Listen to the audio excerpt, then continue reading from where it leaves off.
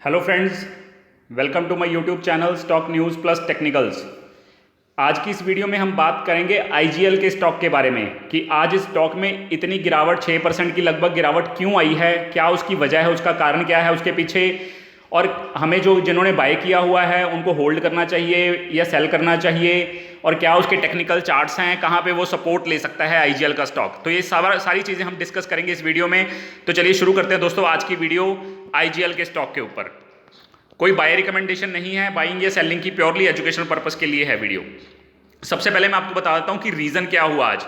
देखिए, बड़े brokerage houses ने आज सेल कॉल दी है आईजीएल के स्टॉक पे विद टारगेट ऑफ 410 410 का टारगेट दिया है और सेल कॉल दी है, इसीलिए ये स्टॉक गिरा है और लगभग 410-12 का ही इसने लो लगाया है। लेकिन आप एक बात समझ लीजिए कि स्टॉक में कोई दिक्कत नहीं है। अभी Q4 के रिजल्ट्स आए थे, बहुत अच्छे रिजल्ट्स आईजीएल के स्टॉक ने दिए थे।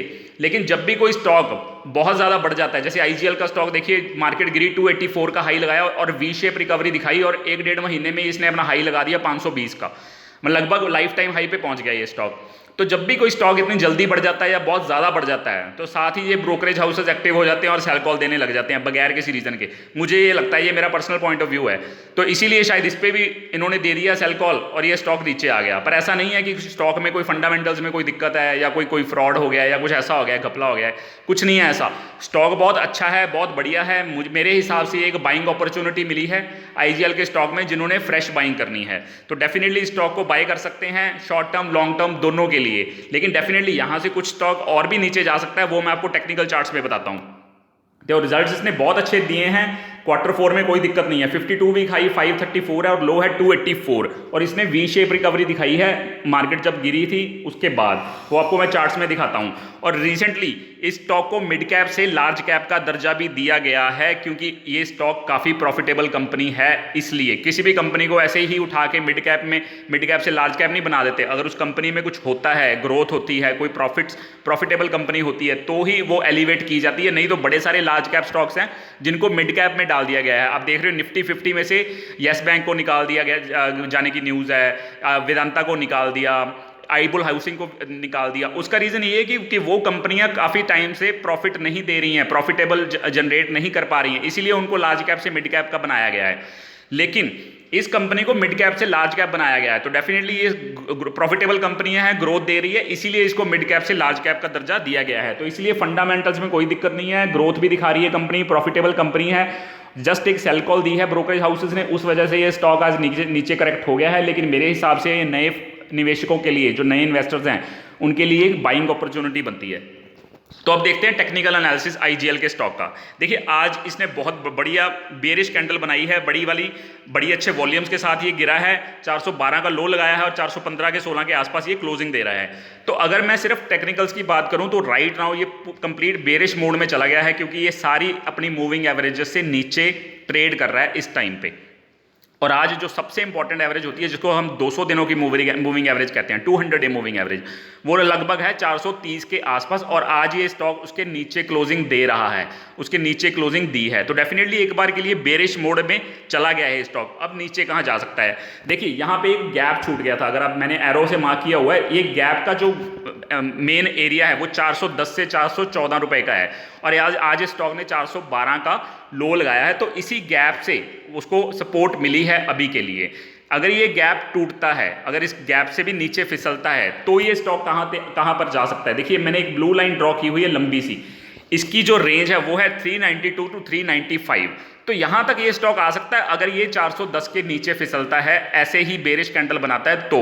अदरवाइज यहां पे भी स्टॉक ये यहां से भी ऊपर जा सकता है क्योंकि 10 से 14 के बीच में भी एक सपोर्ट है जो गैप बना हुआ है, वहां से आज स्टॉक ने सपोर्ट ली है। अगर आने वाले सेशंस में भी 2-3 सेशन में इसी रेंज से वो सपोर्ट लेता रहा, इसके नीचे ना गया, तो हो सकता है यहीं से ऊपर चला जाए। अगर नीचे आ गया तो ज़्यादा से ज़्यादा नीचे आ सकता है जो 392 395, जो मुझे लगता है शॉर्ट टर्म के लिए अभी चार्ट्स के अकॉर्डिंगली। स्टॉक में कोई दिक्कत नहीं है, फंडामेंटल्स में कोई दिक्कत नहीं है, ग्रोथ में कोई दिक्कत नहीं है, प्रॉफिटेबल कंपनी है।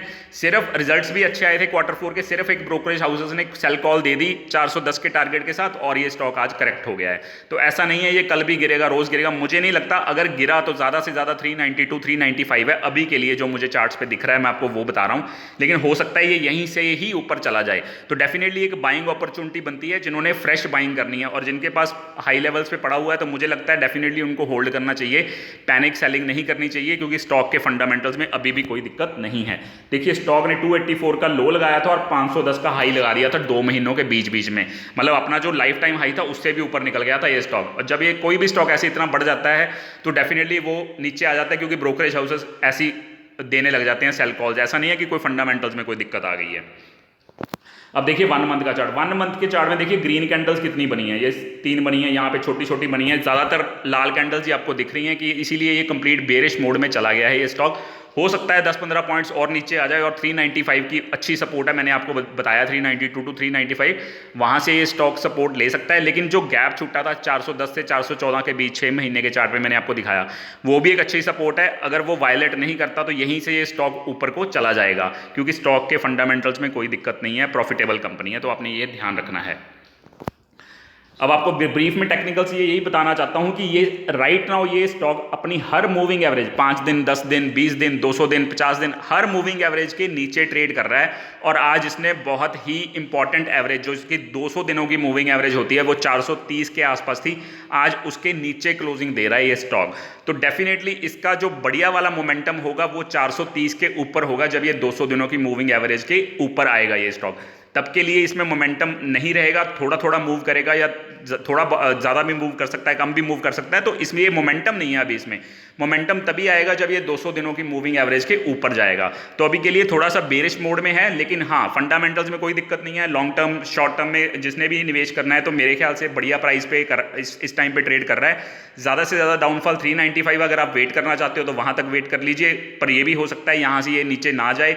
410 और 414 के बीच में जो गैप छूट गया था पहले 6 महीने के चार्ट में, वहीं से आज इसने सपोर्ट ली है और आगे सेशंस में भी अगर वहीं से सपोर्ट लेता रहा तो इसके नीचे ये स्टॉक नहीं जाएगा, ऊपर ही जाएगा यहाँ से, मतलब इसको पुल बैक मिल सकता है इस सपोर्ट से।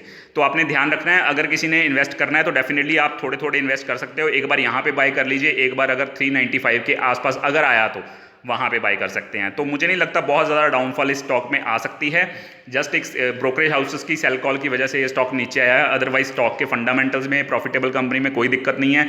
और इस स्टॉक को मिड कैप से लार्ज कैप में डाला गया है 2 दिन पहले ही।